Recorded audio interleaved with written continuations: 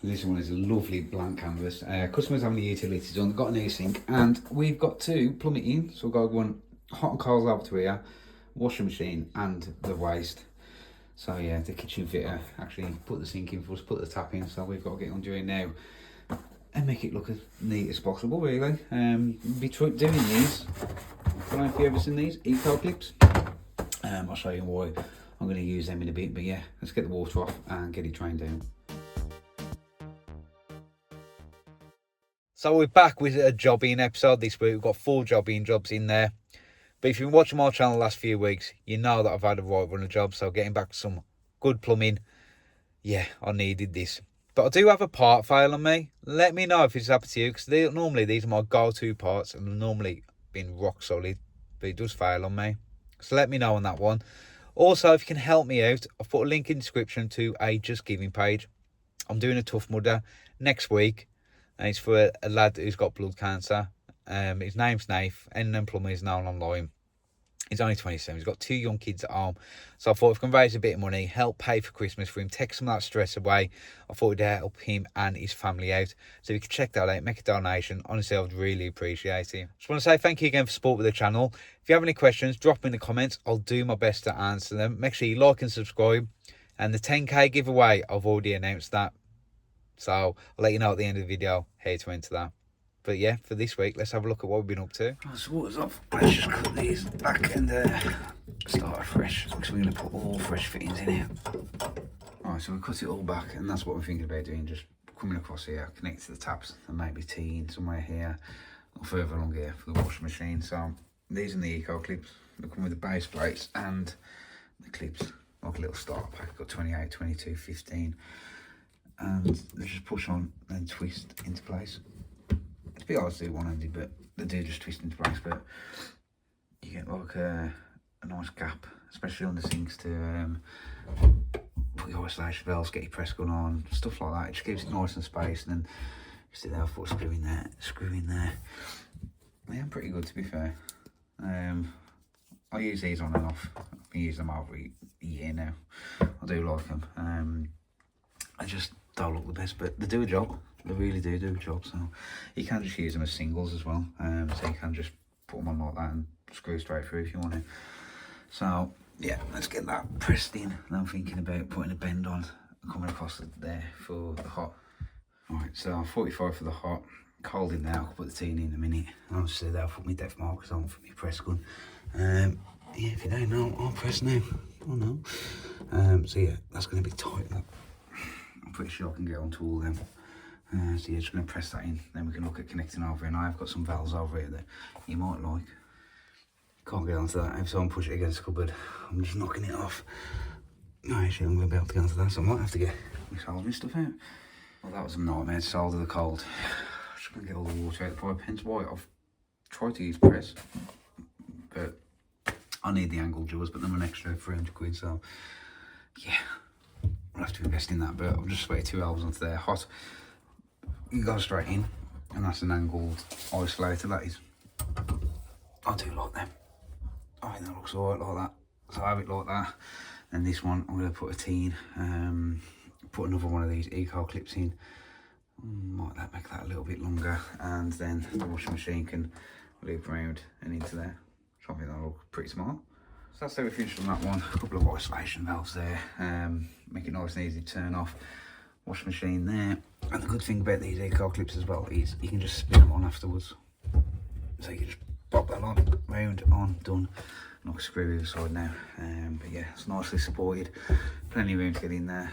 Happy days. So what I was hoping was just go straight into the back, but the waste is right at the back on this sink. I mean, if it was in the centre, you probably would have got it, but all you have to do is bring it out this way, across and back in, but it should look neat and tidy the way that I'll do it. Yeah, I'm gonna have to get like that, unfortunately. I'd like it just gone straight in, but I've been given. Normally the waste, I'd say just stick it in the corner or something, because then you can put your trap wherever you want, you can bring it down and across. I know a lot of people like to keep it centre there, but in the corner, yeah, you just keep it up. Yeah, that's where I want to put it anyway, but let's get this put in. There you go, so we're finishing there. Water's all back on. What I'm going to do is put a couple of 22mm clips on that washing machine off, just to kick it back there. I can't feed that for anymore, just bother anymore, but that's all connected. Water's all back on, no leaks. Happy days, that's job number 1 done on this house. We've got now fit a radiator here, but I've just found this little beauty. It's all drain off. You know it's going to be a good day. There we go, a couple of clips on it just to finish it off, keep it out of the way. I'll stretch it so just looping like that, but that looks neat and tidy for under the sink, that does. And so these isolation valves are like these. I do like them flat faced and very easy to turn on and off. Yeah, next person who comes to change that tap, in a block, this is an absolute dream. So this is the radiator I've got to fit. I think it'll just about go. It should be the same size as the old one. So all I've done to start with, very basic. I've just marked on the back of the wall where my bracket's going to go. Get that out of the way. I'm going to replace these valves and I'll show you how to get the perfect height, because them are concreted in. So then we're going to have no movement. I need to get this smack on, but I'll show you how to do that. Alright, so we've got the valves on. What you want to do is measure from the floor to the centre of the valve, which is about, hold on, 140? No, 135. So 135, then you measure from the bottom of the bracket to the centre of the outlet. Should roughly about there. Should about 65mm. 65 plus 135, 200. So you just put the measure from the floor 200 up, and that should be where you want the bottom of the bracket to go bob on with them valves. It should be spot on every time when you do it. There's my 200mm mark from the floor, and where I put them marks earlier, where my bracket's gonna go, put them down, bracket on the wall, flat side to the wall, so it projects smaller. Plug screw, and so I'll put this on in a minute, it should go bob on. There you go, radiator on, and you can see, lines up, nice and straight. Valve size, all I've got to work out now is how to get the towels in and get it connected when there's no movement, that's all in the pipes. Lovely, love it. Right, radiator's all on there, but the problem I've got is I've got no movement in the pipes, so I'm trying to get the valves on the best I can. Just adjust that. So what happens, I can lift the radiator up, and it up like that. Somehow get it back onto the bracket at the back. Okay. See if we get that. Ready. Oh, there we go. I think that got it. Yeah. Oh man, that is tight that side as well. Okay. Oh, let's bring it off the wall a little bit as well. I'll see if I can just push it over a little bit. Nice and gentle, of course. Okay, let's get this one on. We'll worry about that one in a minute. There we go. That's the radiator all done. So I did have to lift the rad, then drop it onto the pipes, and it worked. But that was very, very tight. That was very tight. But getting your centres off your by measuring from the floor to there, then your bracket, it works every time for me. So yeah, there we go. I think that radiator is just unairlocked and getting into this one now. But we'll fill back up in a minute. We have got another job at this property. We've got to go and fit a EPH control now. But that's that rad all done. Alright, so we've got an EPH to fit to this Vaillant, and we've got a Siemens in at the moment. So CP4, these are my go-to thermostats, easy to use and easy to install. So let's get the receiver out, jump in this cupboard, and let's take a look at what we've got. First of all, let's knock the power off, make sure that's gone off.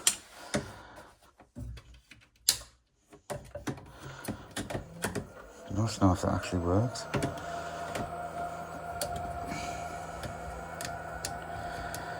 So they're picking up the voltage. Should do. That should be off. Well, that word should. I'll find out in a minute. So there should be a screw underneath it. Yeah, right there in the centre. Let's get you off. There we go. Right. Let's try that again. 12 volt. It's picking it up there, but not there. It's wired into the boiler, and that's definitely power to the boiler. So I'm going to say that's off. There should be 2 screws, just there, one there, and that should come off. That should bring that off.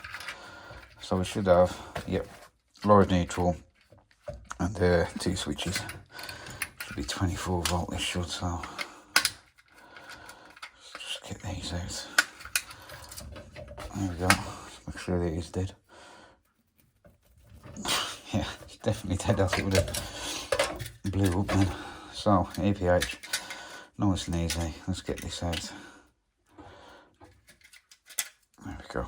And that's the electrical connections there, so start from right to left. Let's do neutral first.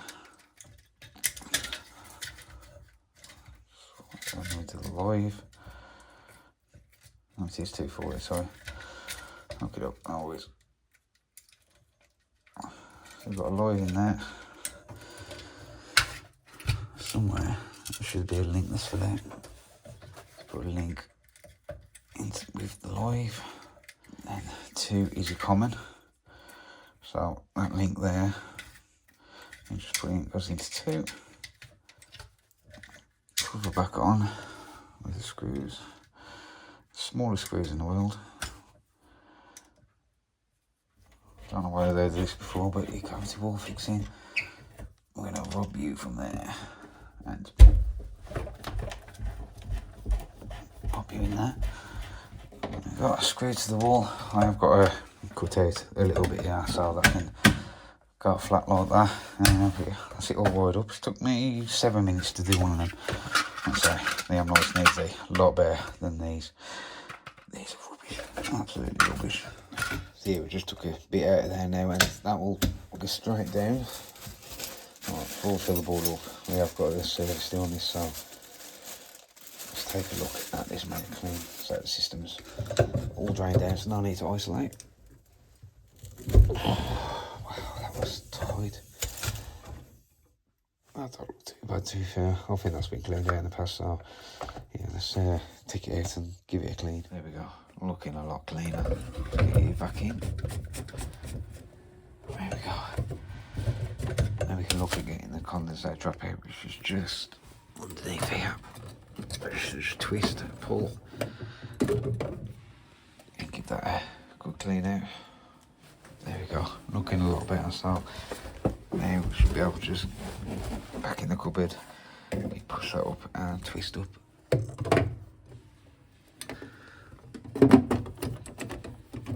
There we go, just give it a bit pull, make sure it's in. There we go.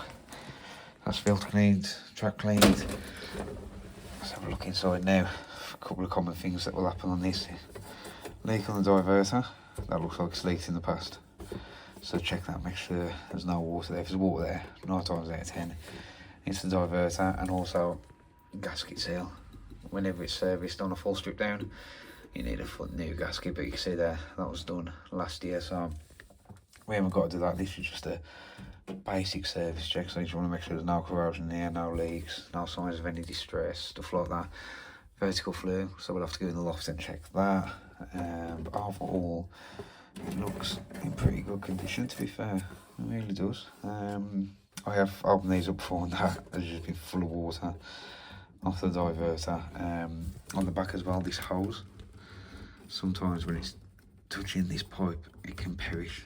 You'll have a leak of condensate water, so be careful of that as well. That's about it, to be honest with you. I can't think of anything else to check within the case. We am going to recharge the vessel, so because the system's empty, that'll be nice and easy. Just pop the pump on there and get that recharged. If you haven't seen this before, this is my little portable expansion vessel pump. It's from Upburst. Less than 20 quid this was. When I bought it, I think they're up to 30 quid now, but they're really good to have. Pop it on there, press the button, and it'll recharge the vessel. Bit noisy though. There we go. That's the expansion vessel recharged. No foot pumping, happy days. Just get you back on. Oh, actually, we get some leak detector on that. What we'll normally do is spray that with leak detector. We'll do that in a bit though, because I've got to do the FSD. So I'll spray the gas valve once I've done that. So what we're going to do now is refill the system. So we fitted that radiator, our system's empty, so closed all the bleed vents, filling loop just underneath it. Let's see what happens. Right, pressure's all back up now, so what we're going to do is put the power on. If it don't go bang, I've done something right. Happy days. Right, that's the condensate pump that you can hear just whizzing away. Put you on. It should be able to put the batteries in the EPH and it should connect up. There we go. That's got it in, so you should just see the flashing red light. It should go to green once that connects. Magic man. Turn it up. Okay. That should come off for the heating on there once it's all initialised and that. If it's all wired up right. You can hear the glugging in the boiler. Because I've done a full drain down, but just wait for that to connect up and away we go. Bit of a plot twist on this one. The EPH were working. And luckily I carry a spare one on the van. That's the one that I wired in, so I just replaced this bit here. But I was putting it on, it wasn't working. Checked all the wiring in there, checked the wiring in there. I was like, no, this is right. Put the placement on. It's working now. First ever time I've had one of them go faulty out of the box. Try to just ask back to City Plumbing and tell them, look, it's a dud. First dud I've had though, but yeah, that's all wired in there. Let's do some checks on the boiler. Let me show you to get this Vaillant Ecotec into service mode properly. Now some people press these two buttons at the bottom. Don't know right. Press the reset, hold the plus, you get two lines like that. P0, you want to press plus. P0, P1 is high, P2 is max, and just press I to get it running. That's it. So that all four now on minimum. Another thing to check as well on the Vaillants is the case seal. So you can see this one has got a bit of damage here, a little bit coming away. It's around the edge I'm looking at, all the way around this edge. It's that easy case seal. The rest of it in the middle is nothing. It don't form a seal at all. That's your seal. So you gotta make sure all that is intact. But that one looks okay. So let's get this on and we can test the boiler, minimum, maximum, and all that jazz if you want. Let's get that running on max. This boiler's an F28. That's good because I've just done the FSD check, so we can open that back up. So always make sure to keep that just a little spray. Just to be on the safe side. And you can reset the boiler. Let it foil, and I'm just going to spray the expansion vessel as well, just to make sure that that's sealed up.